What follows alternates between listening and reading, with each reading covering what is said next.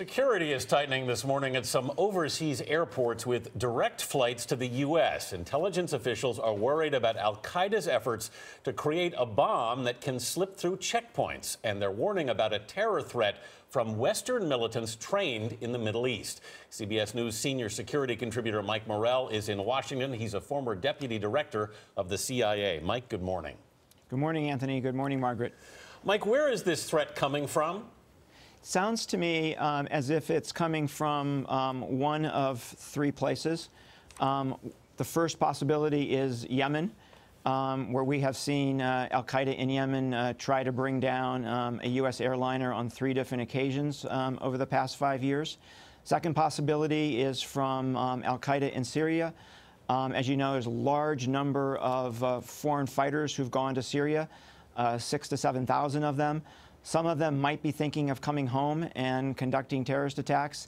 And then the third possibility, which is the one I really worry about, is the coming together of al-Qaeda in Syria with al-Qaeda in Yemen. That would be the worst scenario here. Mike, some intelligence officials are telling CBS that this is an al-Qaeda group out of Syria. Officials have been warning about this potential blowback for well over a year now. How prepared is the U.S.? What usually happens to foreign fighters who go to battlefields like this is they end up dying on the battlefield. That's what happened in Yemen. That's what happened in Somalia. So most of them never come home, but so many have gone to Syria, 100 from the United States, thousands from Western Europe, that some percentage of them will come home. And it is very difficult to monitor them because we don't even know they're there, because it is so easy to slip into Syria across the Turkish border. I was in Europe last week, and sources there were telling me that there's some real concern, not just about tracking, but also targeting. When you have European civilians, citizens, they've got rights. You can't arrest without warrant. You can't target them. How hard is it to protect against this kind of threat?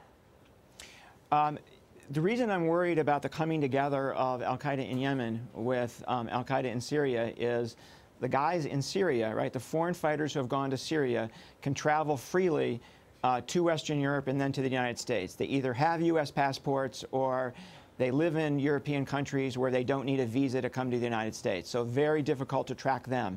And then the reason you worry about the Yemen piece is because of the very sophisticated bombs that the Yemen group is capable. So you bring those together and you really worry about somebody getting on an airliner with some sort of explosive device who can travel to the United States. Mike, there are reports that this increased security is in response to intelligence about non-metallic bombs that can go undetected through airports. What are you hearing about this? So that's the Yemen piece. It is al-Qaeda in Yemen who has the capability to produce these non-metallic bombs. So it's a couple of ounces of liquid explosives and then a non-metallic initiation device. And so when you go through an airport screener, it is very difficult to detect because there is no metal. And the only group that I'm aware of that's capable of that kind of explosive device is in Yemen, and one particular guy who does that for a living, a guy named Asiri. Mike Morell, we'll continue to track that story. Thank you.